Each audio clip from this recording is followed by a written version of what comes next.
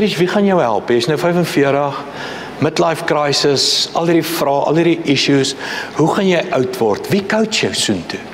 En nou gaan dink ek oor, nee, op skool was coaching maklik. Ek het hoeveel onderwysers gehad my hele lewe lank? 18. Okay, toe word onderwysers bietjie minder, of jy gaan universiteit toe en jy het so 1 of 2 iemand wat jy wil leer of coach of wat ook al. En dan hier in jou 20's, dan leer niemand jou oor huwelikie. Dan niemand leer jou oor kinders kry nie. Daai nou moes hulle my geleer het. Okay. Ek bedoel, hulle leer jou om 'n kar te ry. Ek het skelmpies geleer kar ry toe ek 13 is, maar niemand het my geleer om kinders te kry nie. Ek dink ons moet eerder learners kry vir kinders kry en dan 'n license kry. Okay, dit is my opinie, maar alright, kom ons aan. Nee, ek bedoel, niemand leer jou nie. En dan in jou 30's, 40's, skuld, huis koop, kinders grootmaak, al die rekeninge, niemand leer jou nie. Dalk is jy gelukkig, jou pa of jou ma of 'n oom of tannie of oupa, iemand is wys in jou lewe, en jy kan daar gaan vra en goed, maar is die odds? As jy by 45, 50 kom, raak hulle min. Die mense wat jy kan gaan vra, die coaches in die lewe, om jou te begelei na die paadjie van volwassenheid toe. En hier is my vraag, wie gaan jy toelaat om in jou oor te fluister? Nou die eerste opsie wat jy het is, jy kan laat die wêreld jou leer, jy kan laat koerante jou leer, jy kan laat die media jou leer, jy kan laat klomp pelle jou leer en jy figure dit saam uit. Jy weet wat saai en nee, hoekom moet jy die wiel herontdek? Iemand is al die deur, iemand het al die antwoorde, iemand was al die deur. En hier is net my woord aan jou. Wat van jy begin by, laat God jou leer. Ek weet dit klink corny. En jy sê, ja, as 'n kerk antwoord. Hier is die reël antwoord in my lewe. Laas jaar skree baie stemme op my. Baie goed, baie mense, baie opinies, baie berigte. Hulle vertel my wie ek is. Hulle fluister in my oor my identiteit. En ek gaan maak 'n keuse. Ek het al daaroor gepreek. Ek gaan maak 'n keuse. Ek wil elke dag hoor wat en wie sê God wie is ek. En ek besluit om die Bybel in 'n jaar deur te lees. Elke dag langer tyd in God se woord te spandeer as in die stemme wat vir my fluister. En dis waar hierdie goed gebore is. Hierdie goed is gebore waar God meer praat as wat die wêreld praat. Waar God meer vir my sê wie ek is as wat my geslag of my generation of my mens of my koerant of my omstandighede. Hierdie goeds gebore waar God in my oor meer fluister as mens. Nou hier is jou keuse. Hoor wat sê hierdie skrif, Jakobus 1 vers 4. Hy sê, julle moet die Here toelaat. Jy kan daai woordjie gaan omkring in jou Bybel. Julle moet die Here toelaat om julle deur hierdie dinge te leer. Want wat dit beteken om altyd net op hom te vertrou, kom wat wil. En nou hierdie is die antwoord. So sal julle geestelike groot mense word wat weet hoe om in elke situasie regop te tree. Nou ons almal soek B. Ons almal wil weet hoe om in elke situasie regop te tree. Hoe gaan jy daarby uitkom? As jy die Here toelaat om jou te coach. En hier is my woord aan jou. Die Here wil jou coach. Die Here wil jou leer. Die Here fluister elke dag iets vir jou. Gee hom die tyd, gee hom die stilte, gee hom die geleentheid. Kom ons sluit ons oë. Hemelse Vader, met my hart, my siel, my woorde, met alles hier binne in my hele mens wees, wil ek 'n lied sing tot die eer. Ek wil hê my lewe moet 'n lied wees wat U vereer. Here, dit is sulke mooi woorde, is so 'n mooi lied, maar die vraag is, die week wat verby is, het my lewe 'n lied gesing tot U eer. In die middel van al die chaos, die gejaagdheid, die spanning, vergaderings en werk en konflik en mense, het my lewe hierdie lied gesing tot U eer. En Here, selfs in seer en pyn, selfs in ongelukkigheid, selfs in die dinge wat ons dink nie tot U eer kan wees nie, juis dan kan my woorde, my hart, my gedagtes, juis dan kan dit die hardste sing. As ek dit net vir U gee. As ek net my hele lewe, elke dag van die week wat verby is, net voor die voete kom neerlê en sê, dis my lewe.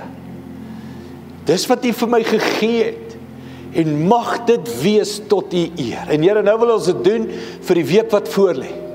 Elke dag, alles wat met my gebeur, alles waardeur ek gaan, al die vrae, al die seer, al die konflik, mag my lewe 'n lied wees tot U eer, Here. Mag ek net elke dag alles vir U gee. En sê gebruik dit tot die eer, skryf daarmee, sing daarmee, sit die musiek by.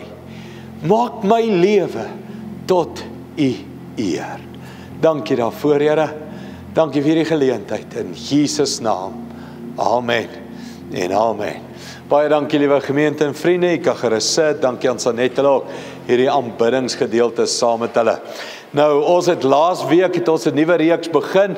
Die reeks handel oor die 10 gebooie van volwassenheid.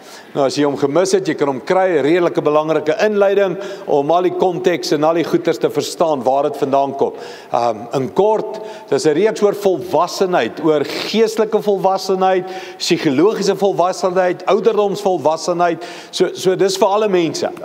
Dis nie net vir mense wat al op goue jare staan en meer bejaard is of enigiets. Dis nie net vir geestelike mense wat sê ek wil groei na geestelike volwassenheid.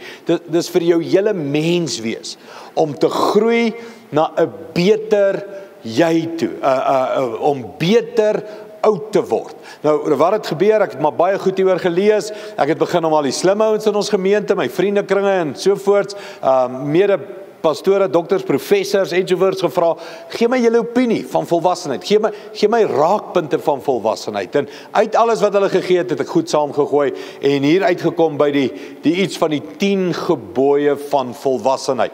Nou kom ons begin vandag iets van Paulus. Paulus het beter oud geword. As jy nou jou Bybel en die goed bestudeer, die karakters bestudeer, wat maar baie ons werk is, en goed sê nou, storielyne kan trek. Paulus was hierdie vurige jongman. Kyk, Paulus was ambisieus, né? Hy was bang vir niks gewees nie, en hy het op sendingreise gegaan van 'n jong ouderdom af tot bekering gekom, en toe begin hy voluit die kerk te bedien en te werk en goed. En op hierdie sendingreise het hy vyande gemaak.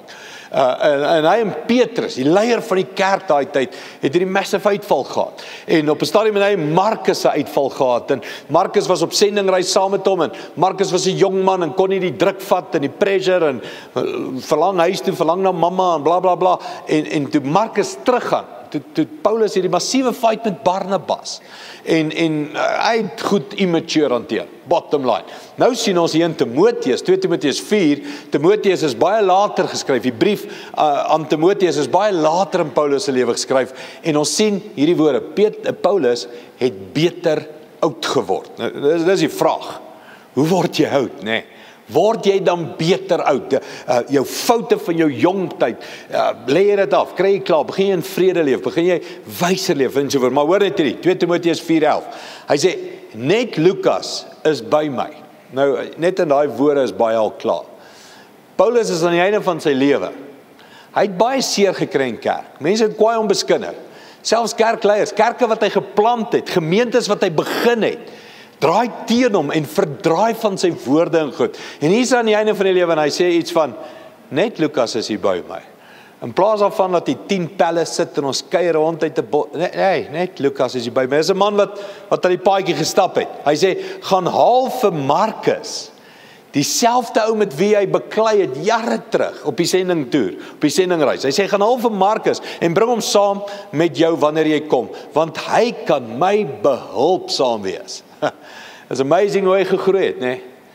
Die ou kwoter, die ou wat gedrop het, die droster, né? Die ou wat terug is na mamma toe. Vandag, jare later, Markus kan my behulpsaam wees. Daar's maturity. Hy sê verder, ek het Tychicus na Efese toegestuur, wanneer jy kom, onthou om die boekleed wat ek by Carpus en Troas agtergelaat het, saam te bring. En dan, bring ook my boeke, en veral my perkamente. Hierdie is 'n volwasse man, en hy is nog steeds 'n student. Ons het daai punt ook aangeraak in die 10 gebooie, né? Jy moet aanhou 'n student bly, aanhou kennis, aanhou groei en beter word. So, ons gaan vandag kyk na hoe Paulus beter oud geword. Ons gaan Paulus se lewe vat. Nou daar in die blaadjie het jy vinnig die 10 gebooie. Ek gaan dit regtig nie weer herhaal nie. Ons gaan vandag na die eerste 2 kyk, dankbaarheid en die vermoë om kompleksiteit beter te hanteer, maar in die weke wat kom, so 2 is nie in volgorde nie. Die vermoë om jaloesie en kritiek om te draai, baie belangrike eienskap. Die vraag, wat doen seer kry, swaar kry aan jou, maak dit jou sag of maak dit jou hard? Vergifnis, wyse kommunikasie, 'n lewe van gebed, aanvaarding, surrender, oorgee en dan bly 'n student. So jy kan daarna gaan kyk. Kom ons gaan terug. Paulus was hierdie ou gewees wat dit reg gekry het om aan die einde van sy lewe vir ons hierdie opdrag te gee. In Filippense byvoorbeeld, hy's in die tronk, maar hy skryf aan die Filippense: wees bly. Ek herhaal, wees in alles bly. 'n ander skrif sê hy, wees in alle omstandighede dankbaar. Nou dis Paulus. Hy kom in die volwassenheid aan die einde van sy lewe en hy het hierdie opdragte wat hy vir my en jou gee. In alle omstandighede wees bly. In alle omstandighede wees dankbaar.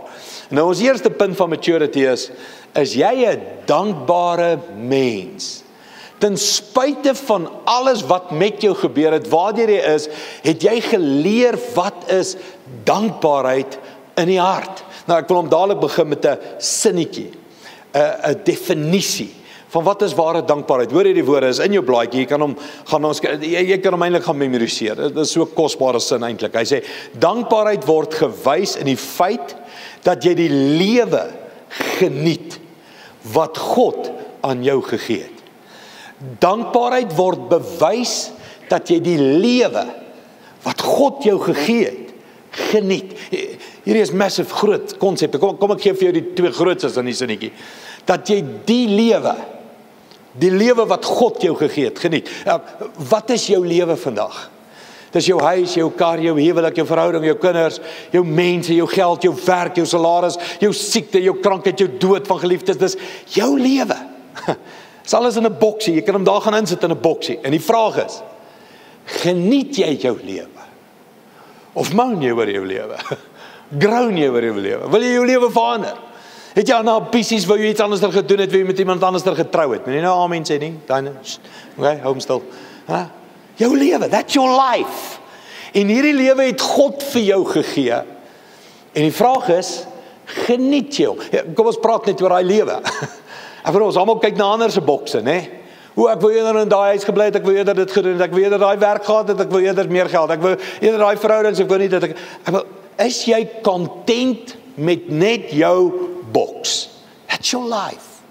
Jou breinkrag, jou vermoë, wat jy geswat het, jou werk, jou omstandighede, jou velkleur. Hey, that's your life. En het jy al iewers gekom by die punt waar jy net vrede maak met jou lewe? Ek kom agter baie mense maak vrede met hulle lewe. Hulle bly restless tot die dag wat hulle doodgaan. Restless and I want it different. Ek wil dit anders teruggaan. Ek wil dit groter hê, ek wil dit kleiner hê. Ek wil hier bly en ek wil hier daar bly. Ek wil in daai dorp bly, ek wil in daai stad bly. Ek wil in daai land wees. Nee, hey, wow, net gou. This is your life. En geniet hom. Nou, daai woordjie geniet. Ek kan nie wag om 'n preek te doen net oor geniet nie. Want weet jy hoekom? Altyd as 'n kerk oor die woordjie geniet praat, eindig dit by sonde en skuldgevoel. Hallo, as jy enigiets te veel geniet, kyk jy dominee oor jou skouer. Okay? Hey, wat van? Ek en jy begin ons lewe te geniet. Want hierdie lewe is die lewe wat God as 'n geskenk, as 'n gawe aan my en jou gegee het. Jy het permissie. Begin dit net geniet. Jou gesin, jou kinders, jou vrou, jou werk, jou mal baas, begin dit net geniet. Daar is nie vir lewensentrum personeel nie, okay? Geniet net bietjie jou lewe. Soos hulle sê, for crying in a bucket. Begin dit net te geniet.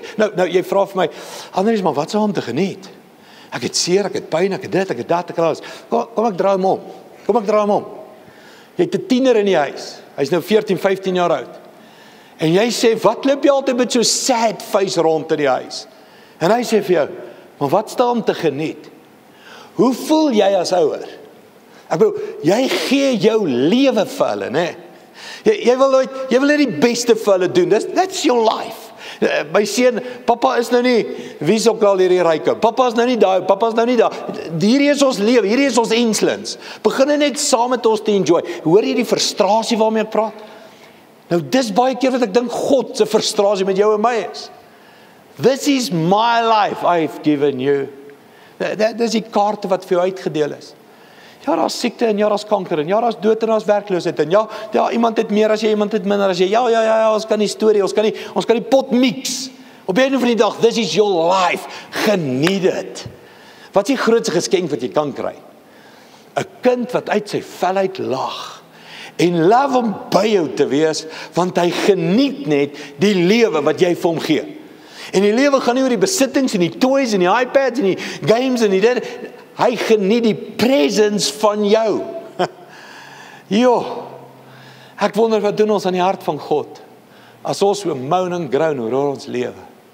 As ons so ontevrede is, as ons so onvergenoegd is, as ons so begin net jou lewe te geniet. Jou fase, jou stage, jou ouderdom, jou liggaam, jou werk, jou finansies, jou tekorte, jou sonde, jou gebreke, jou whatever. Begin net te geniet in die lewe wat God vir jou gee. Ek lees in hierdie stories, terwyl ek hiermee besig is, lees ek 'n Rooms-Katolieke priester, wat 'n gebed geskryf het uit die Onse Vader uit. En hy skryf uit die Onse Vader uit, Here, gee ons vandag ons daaglikse brood. Ons almal ken daai sinnetjie. En hy sit hierdie sinnetjie by. En help ons om dit vandag te geniet met doetjie by. Help ons om dit te geniet sonder doetjie. Nou hoor gou die sinnetjie. Help my om vandag se brood wat U vir my gegee het, net te geniet sonder, wat kan ons mee sit? Ons kan sit met vrees, né? Here, dankie vir hierdie brood. En ons geniet dit saam met die kinders, maar Here, in hierdie land, in hierdie politisie, in hierdie omstandighede, ek wonder hoe lank gaan ons nog hierdie brood kan eet.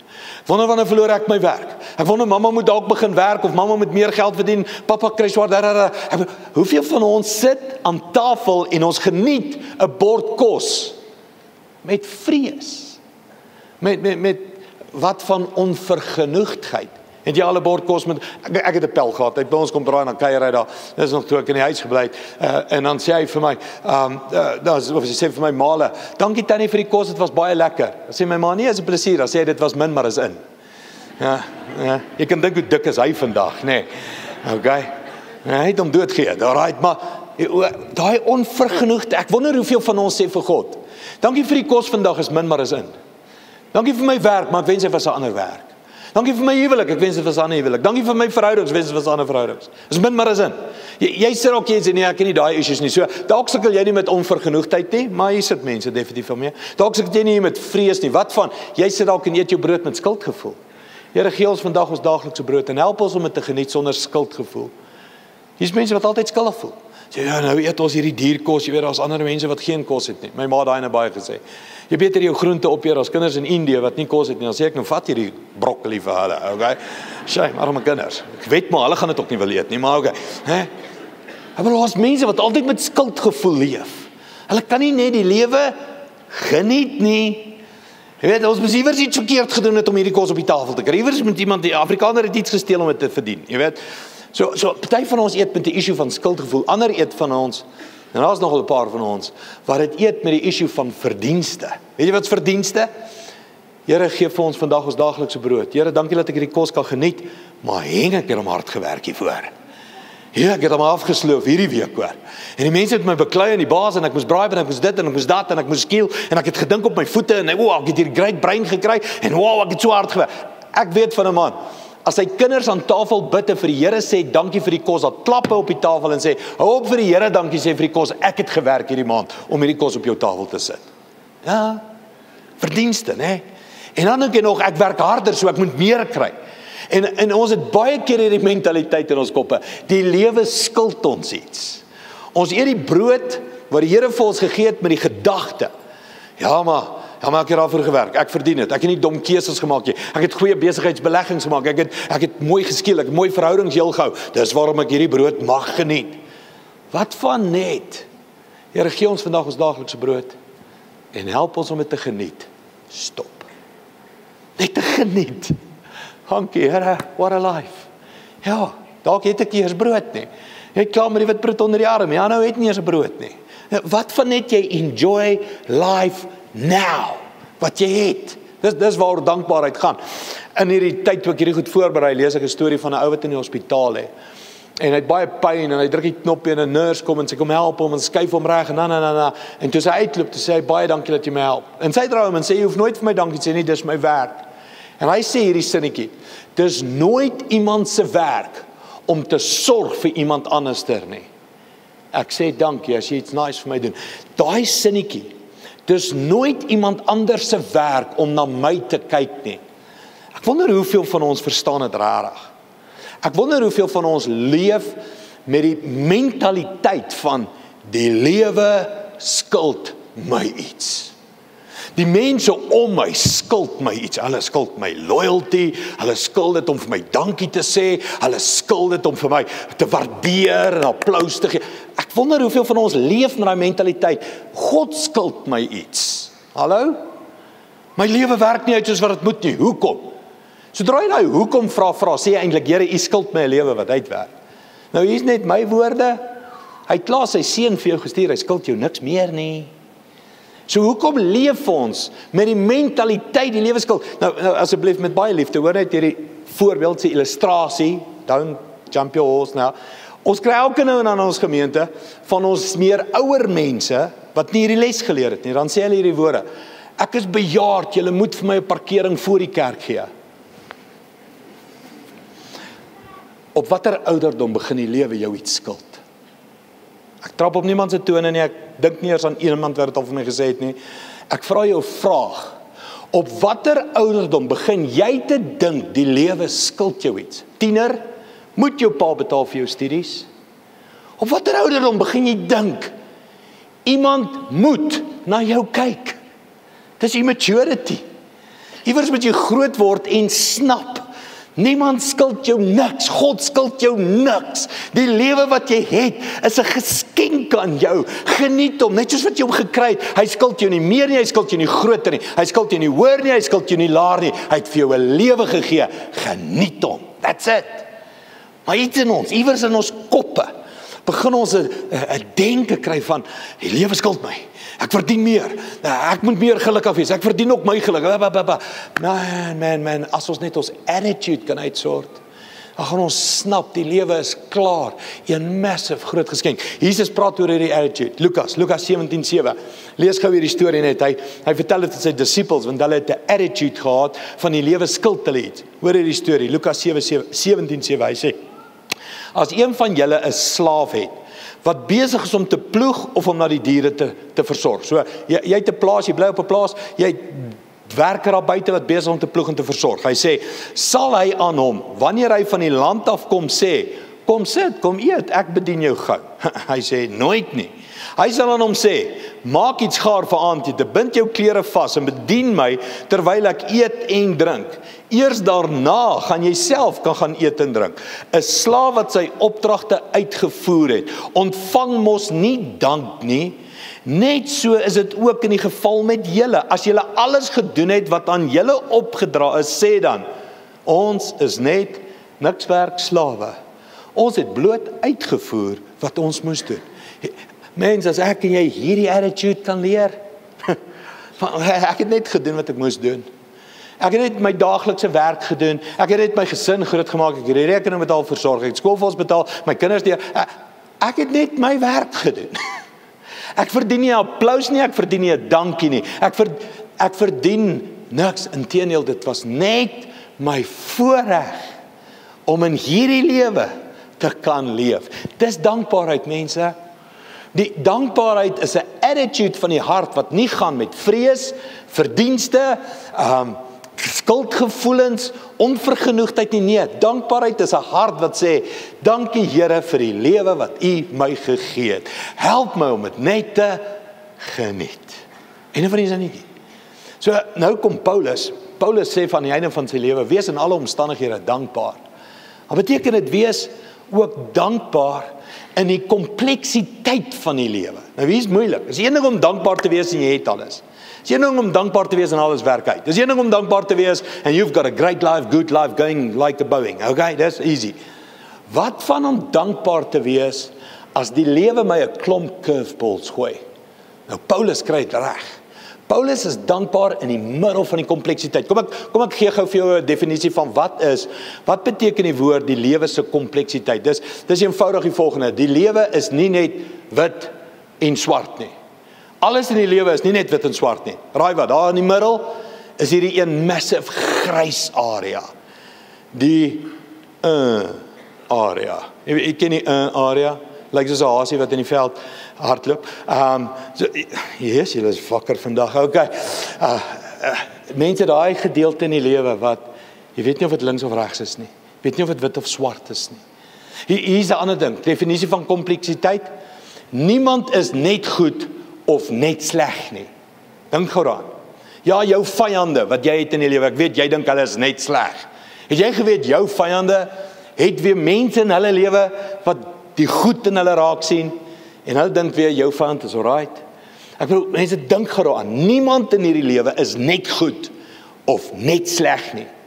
Almal het hierdie goeie eienskap, slegte eienskap. Niemand se motiewe is net sleg en lelik nie. Niemand se motiewe is ook net goed nie. So as jy leef in die bracket van net goed, net sleg, net wit, net swart, dan het die kompleksiteit van die lewe jou nog nie getref nie. Die kompleksiteit van die lewe is, why do bad things happen to good people? Ek weet nie. Hoekom gaan kinders dood? Ek weet nie. Hoekom is die lewe so onregverdig? Hoekom kry goeie mense slegte goed? Hoekom is slegte mense baie keer suksesvol? Ek weet nie. Hoekom 'n ou wat drink en rook en alles, hy word 99 en 'n ou wat sy hele lewe draf en gesond en oefen, kry harteval op 45. Ek weet nie. Dis die kompleksiteit van die lewe. Hoekom die goeie wat ek wil doen, doen ek nie en die slegte wat ek nie wil doen, nie doen ek. Hoekom? Ek weet nie. Hoor jy my nou wat is kompleksiteit? Nou is dit woorde. Jy moet dit reg kry.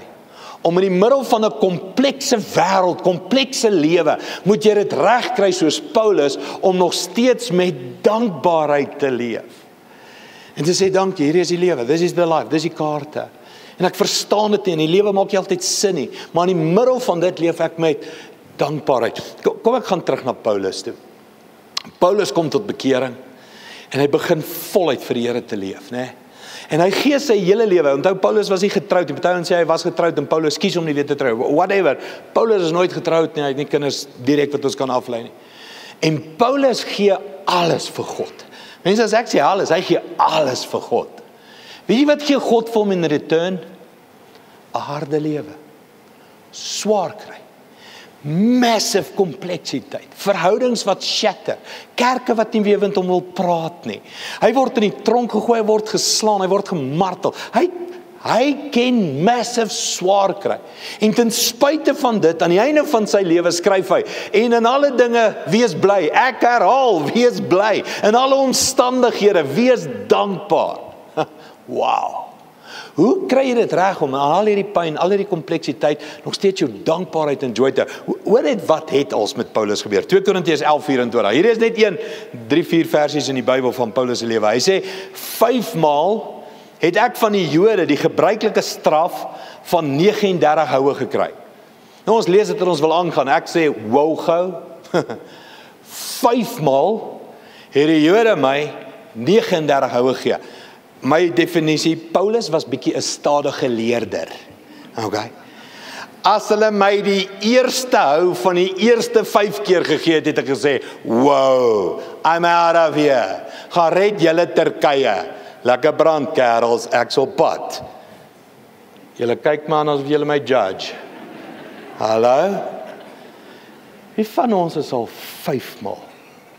Nie 1 keer nie. Nie 2 keer nie. Magtig, hy's 'n stadige leerder. Nie 3 keer nie. 5 maal. In die openbaar gehumiliate. 39 houe geslaan. Oh my soul. Ek ken nie so tawe ou nie. Jammer. Ek ken nie so tawe ou nie. Bietjie houtjies, bietjie koerantberiggies, bietjie kinderstorieetjies. Niemand het my lief nie. 5 maal. Publiek geembarrass. By the way, dit was sin 1. Kom ons gaan aan. 3 maal is ek met stokke geslaan. Hy is 'n vrekstadige leerder. Okay? 1 keer is ek met klippe gegooi en as jy gaan lees in Handelinge wat gebeur het, ouens het gedink hy's dood gegooi met die klippe. Hulle het hom vir dood agtergelaat. 3 maal het ek skipbreek gelei en een van daardie kere het ek 'n dag en 'n nag op die oop see oorleef. Nou, mense, ons maak flieks van mense wat 24 uur op 'n see gedryf het op 'n plankie. Dan dink ons, "Here, hierdie ou is 3 keer daardeur." 3 keer. Wel, dis nie die houe nie, dis nie die stokke nie, dis nie. Okay, hierdie is 'n tawe ou. Ek was dikwels op reis in gevare van riviere, van rowers, van my volksgenote van nie-Jode, gevare in die stad, gevare in verlate gebiede, gevare op die see en gevare onder valse medegelowiges. Net so vinnig, eendag vra ek iemand, hoekom kom jy nie in die aand kerk toe nie? Hy sê is gevaarlik. Ja, is gevaarlik. Ek wonder wat sê Paulus. Hoekom verkondig hy die evangelie? Ja, dis gevaarlik. Dis gevaarlik. Ja. En jou punt is, kyk net waar jy is hy. Stede, afgeleë gebiede, Jode, nie Jode, almal, gevare van vyande moorde. Okay, hoor hy gaan aan. Hy skets 'n mooi prentjie. Ek weet van harde werk en swaar kry, van baie nagte se wakker bly, van honger en dors, van dikwels sonder kos te moet klaarkom, van koue en sonder klere wees. Behalwe al hierdie fisiese erg dinge wat met my gebeur, was daar nog elke dag die innerlike bekommernis en stres wat ek moes dra oor al die gemeentes. Watter medegelowige is nie swak, wat 'n lidmaat gaan nie deur 'n krisis en ek voel dit nie saam en is saam met hom swak nie.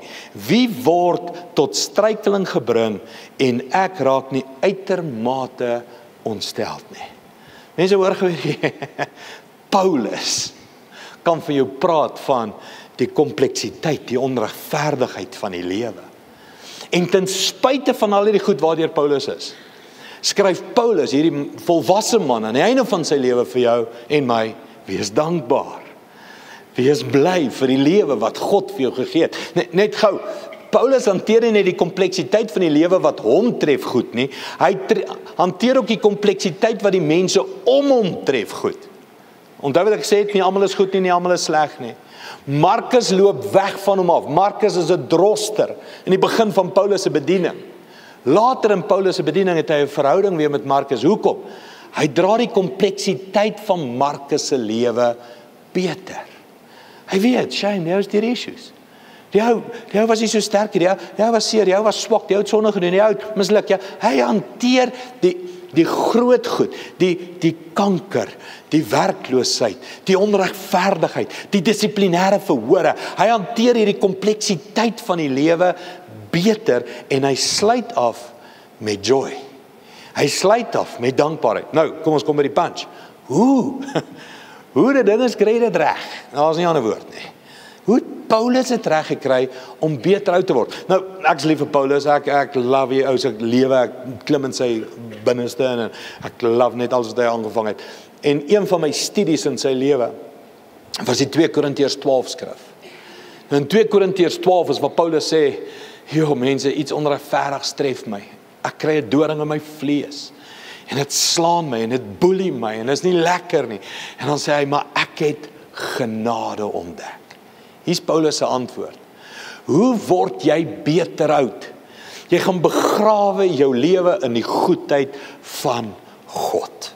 Jy gaan begrawe al jou issues, al jou baggage, al jou vrae, al jou complaints, al jou murmur en moan. Jy gaan vat al daai goed na my God is goed. Jy vat dit genade toe. Kom ek gaan lees vir jou 2 Korintiërs 12:7. Hy sê, om seker te maak dat ek nie te veel van myself sou begin dink oor al die openbarings wat ek ontvang het nie, het God 'n groot struikelblok oor my pad gestuur. Net maturity. Hy sê nie het die duiwel, ons is baie lief om die duiwel die skuld te gee vir alles in ons lewe. Hy sê nie die duiwel het dit of dat hier na my toe gestuur nie. Hy sê God het 'n groot struikelblok oor my pad gestuur.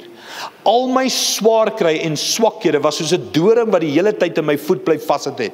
Ja, dit was soos 'n boodskapper van die duiwel, wat die duiwel na my toe gestuur het, om my pimpel en pers te kom slaan. Ek dink letterlik en figuurlik. As jy 3 keer met stokke gekletter is jy seker bietjie blou. Okay? So hy skryf hier beeldspraak, maar hy skryf ook reguit. Ek's pimpel en pers geslaan deur hierdie lewe, deur mense, deur omstandighede. Hy sê hierdie struikelblokke moes keer dat ek verwaand raak.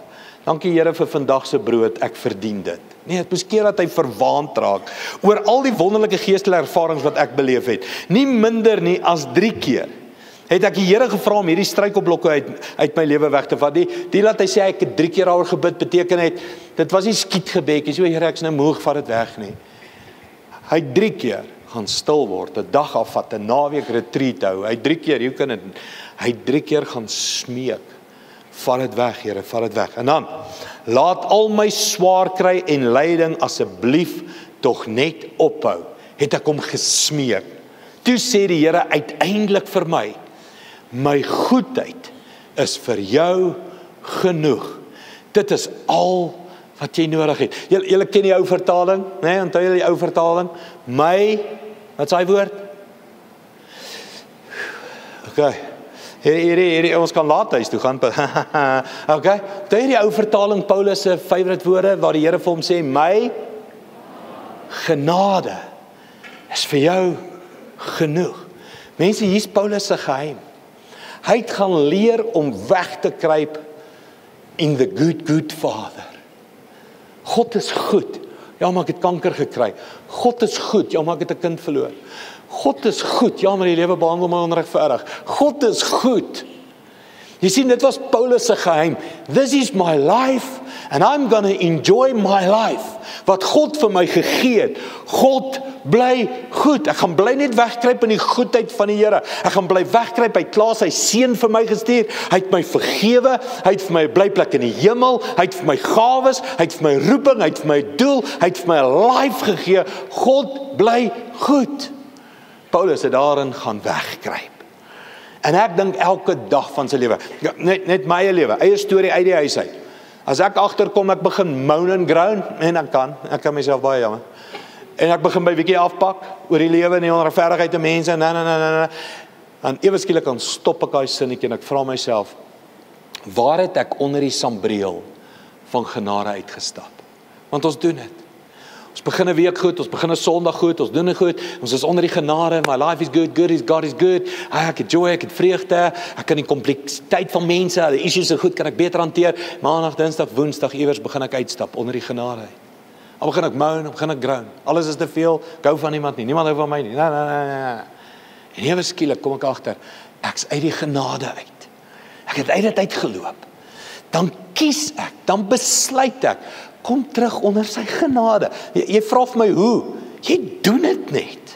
Jy gaan net terug en sê, life is good, God is good, en ek klim terug onder die sambreel en ek kyk met ander oë na alles wat met my gebeur, en ek begin my lewe 'n lied laat skryf, en ek kom agter alles wat met my gebeur, is hy in beheer, hy's 'n soewereine God, hy's 'n magtige God, hy laat toe, hy beskerm, hy maak dood, hy maak lewe, hy is in beheer vir my lewe, en dan sit ek alles terug onder sy genade.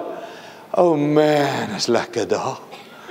Enigiets kan kom, enigiets kan my tref, enigiets kan gesê word, solank ek onder sy genade is, dan is ek tot alles in staat, deur Christus wat my die krag gee, as ek uit sy genade uitbeweeg, as ek onder vrees, bang vir my kinders se toekoms, wat gaan word in hierdie land, dan is ek ewe skielik in verdienste, ek verdien meer, ek werk hard, wanneer kom my skip in, wanneer kry ek beter, ewe skielik sin skuldgevoel, my sonde is so baie, ja, die Here moet my nog baie straf, weerlig straak, zap, ek kom aan mense, as jy uit genade uitbeweeg, is jy of onder vrees, of onder skuldgevoel, of onder verdienste, of onder onvergenoegdheid, maar jy kan nie onder dit wees, en onder genade wees nie, so onder wat 'n sambreel is jy vanoggend, kan ek eers sê, onder wat 'n sambreel is jy donderdagoggend, onder wat 'n sambreel is jy Vrydagmiddag, moeg vir die week, moeg vir alles, so wat van ek en jy kies, om onder die sambreel, van genade te bly, waar Paulus gebly het, my genade, is genoeg, vir jou, ek dink in die eerste diens,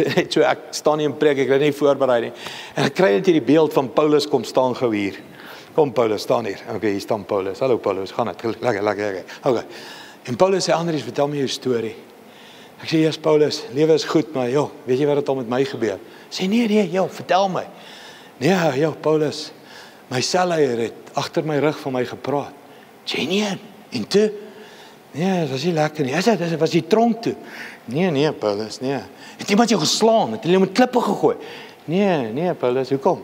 Nee, dis erg wat met jou gebeur het, jy Paulus, hulle het vir my geskinder in die haarsalon, die haarsalon, ja, dis bad, kan ek gou 'n epiphany speel met jou? Die goed waaroor jy moan en groan, hoe klink dit gou in vergelyking met Paulus se lewe? Hoor jy, ek kan nie die evangelie verkondig nie, want, jy weet, my kar en alles, Paulus, kar? Ja, my kar. Paulus sê, wat is 'n kar? Nie is die ding waarmee jy rondry. Ry jy. Ek het geloop, sê Paulus. En ek het 3 keer op 'n boot geklim, toe sink die simpel goed ook nog. So, klink ook nie saam jou in 'n kar nie, okay? Mense, Paulus het geloop waar hy wou wees. Nie e-posse gehad nie selfone nie. Hy het niks van hierdie moderne tegnologie. Hy het nie die gemak van 'n running water en 'n toilet wat flash en Ek kan nou baie speletjies maak. Hoor gou. Ons moun dalk bietjie baie. Ek wens ek en jy kan 'n onderhoud met Paulus hê. En dan kan jy vir hom sê, hoekom is jy so ondankbaar? Dan kan jy vir hom sê, hoekom is jou lewe so onvergenoegd en nie tevrede? En dan kan jy by hom afpak oor hoe onregverdig is jy al behandel deur kerk en predikant en kerkraad en dominee en 'n koerant en 'n media. Dan kan jy by hom afpak oor life. Hy gaan vir jou sê, ja, ek onthou dit. Ek dink dit was die 3de keer toe hulle my 39 houe gegee het. Dit was nogal seer. Sjoe, dit moes erg wees waardeur jy gaan. Mense, kom ek en jy kyk na ons lewe. Ons good life. Wat God vir ons op 'n skinkbord gee. Ja, daar kan beter goed gebeur met jou. Ja, die buurman se huis is groter. Ja, jy's deur 'n egskeiding. Ja, iemand het iets leliks van jou geskryf of gesê. Ja. Wat van? Dankie Here vir die lewe wat U vir my gegee het. En leer my net om hierdie lewe te geniet tot die volheid toe. En om 'n lied te skryf met my lewe. Tot U eer. En help my om meer te doen met hierdie lewe wat U vir my gee het. Dat dit abundantly aansteeklik is vir ander mense. Oor die good life wat God my gegee het. Pas op vir 'n onderhoud met Paulus. Hy gaan jou dalk embarrass. Oor al die goed waaroor jy kla. En waarom jy nie vir die Here werk nie. En waarom jy nie betrokke is nie. En waarom jy nie iemand nooi kerk toe nie. En waarom jy nie iemand ander met jou kar nie. En waarom jy nie deel nie. Pas op vir waaroor jy kla. Paulus gaan ook vir jou sê, geniet die lewe wat God vir jou gegee het. Geniet selfs die kompleksiteit van die lewe wat met jou en my gebeur. Ons gaan luister na 'n lied wat Sanet vir ons gaan doen. Sanet en haar sussie gaan doen. En mense, ek wil regtig hê jy moet mooi luister na hierdie lied. Mooi luister na die woorde. Dis oor al hierdie days of our lives. Al die seer, al die kompleksiteit, al die onregverdigheid. Maar hierdie lied sê, God is in die middel daarvan. En hy's elke tree saam met jou, and he'll take care of you. Hy's in beheer. So, kom ons luister na hierdie lied en ons sit ons lewens in hierdie saam. En ons weet, God is in beheer en God is elke tree saam met ons. Kom ons luister.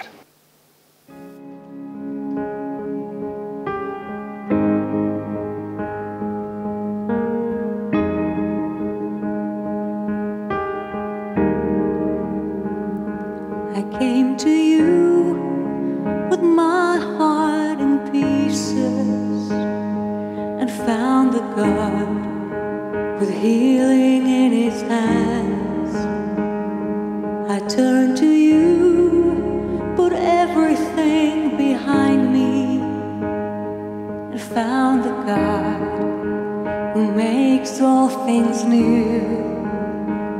I look to you, drowning in my questions, and found the God who holds all wisdom.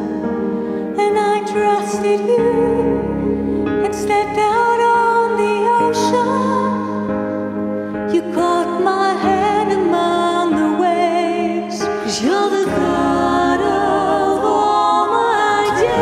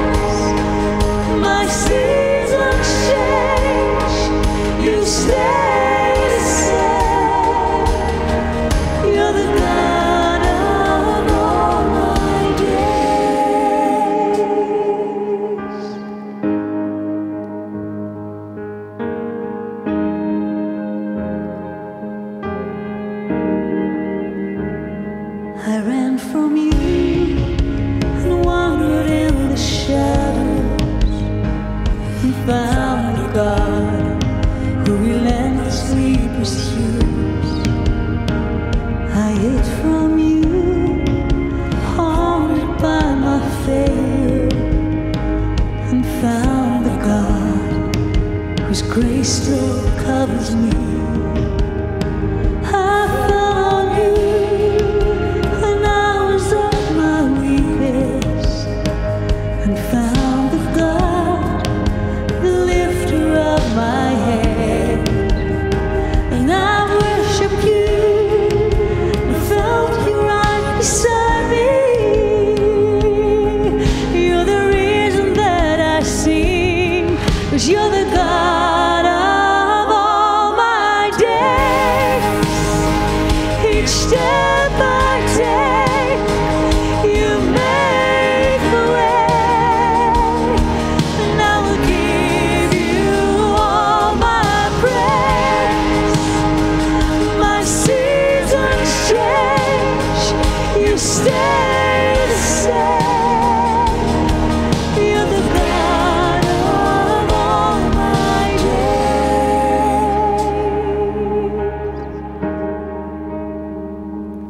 In my worry, God, you are my stillness.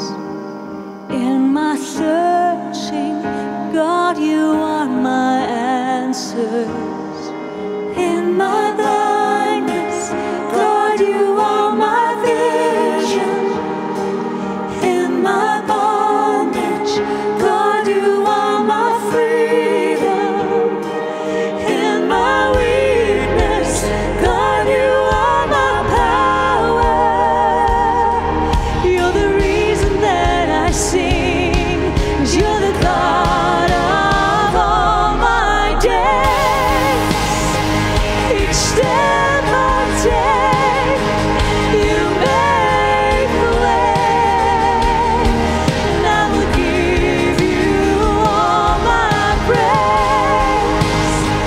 My seasons change, you stay the same. You're the God of all my days.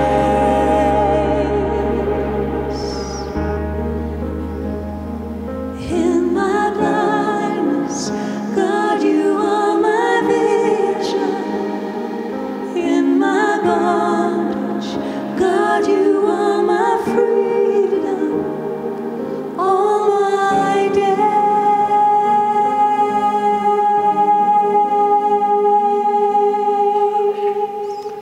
Kom ons sluit ons so. Daar waar jy sit, wat is jou kompleksiteit? Wat is jou hoekom vraag? Die hoekom vraag waar jy vashak. Hoekom jy nie kan bly wees nie, hoekom kan jy nie net jou kos geniet nie? Verdienste, skuldgevoel, vrees, onvergenoegdheid, daai hoekom? Jou kompleksiteit. Wat van jy hoor jy uitnodiging? My genade is vir jou genoeg. I'm the God of all your days. Each step you take, I'm with you. Jou lewe is in my hande. My genade is vir jou genoeg. Your season has changed, but God has not.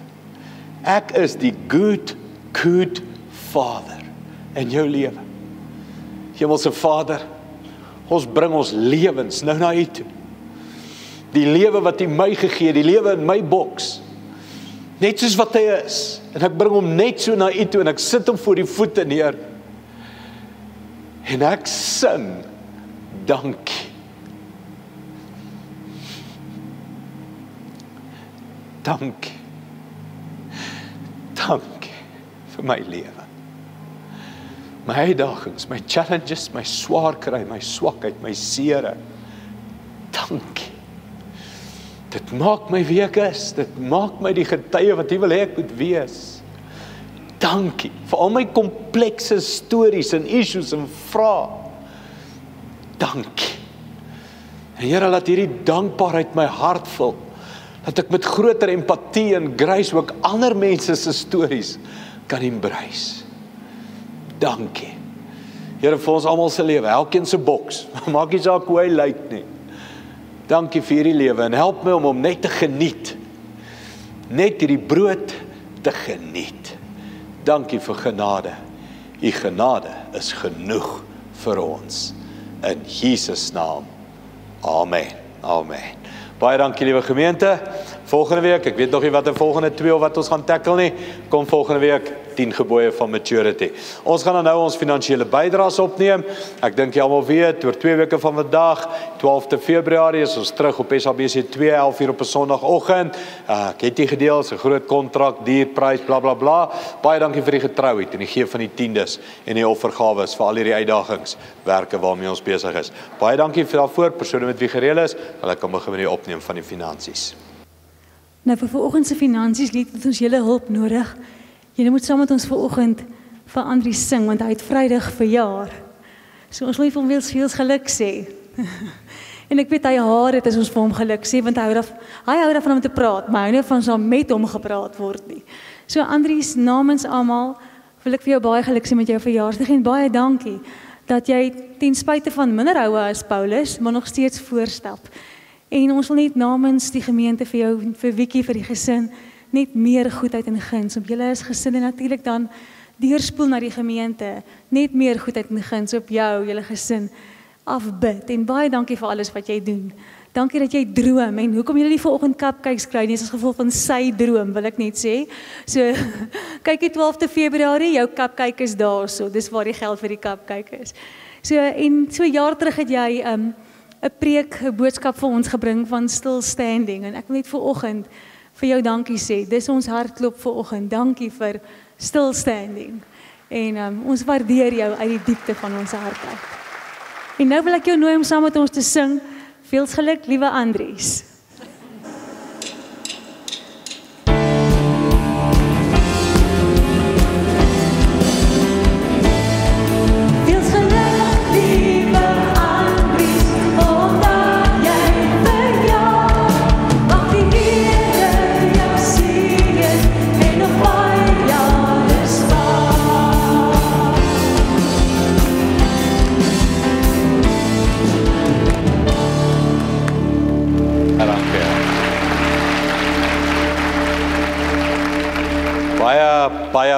Baie dankie en jammer julle het nie cupcakes nie, ons moet 'n TV-stasie betaal. Right, kom ons staan op en ons sing ons slotlied saam.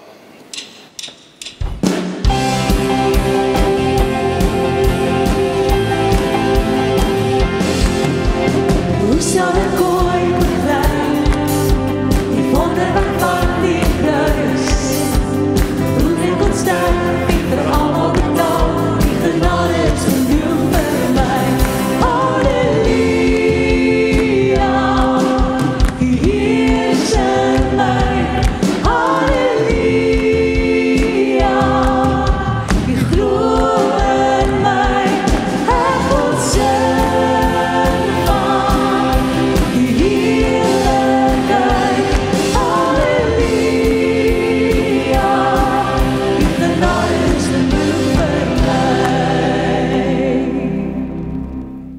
Staan net so, dan ontvang jy die seën vir die komende week. Mag die genade vir hierdie week presies dit wees. Genade. Mag jy hierdie week die hele tyd herinner word, God is goed. Jou Vader is lief vir jou. Hy het vir jou 'n lewe as geskenk, 'n gawe gegee. En in die middel van al die kompleksiteit van hierdie lewe, mag jy net daai genade ontvang om te sê, my God, sy genade is genoeg vir my. En die gemeente sê saam, amen.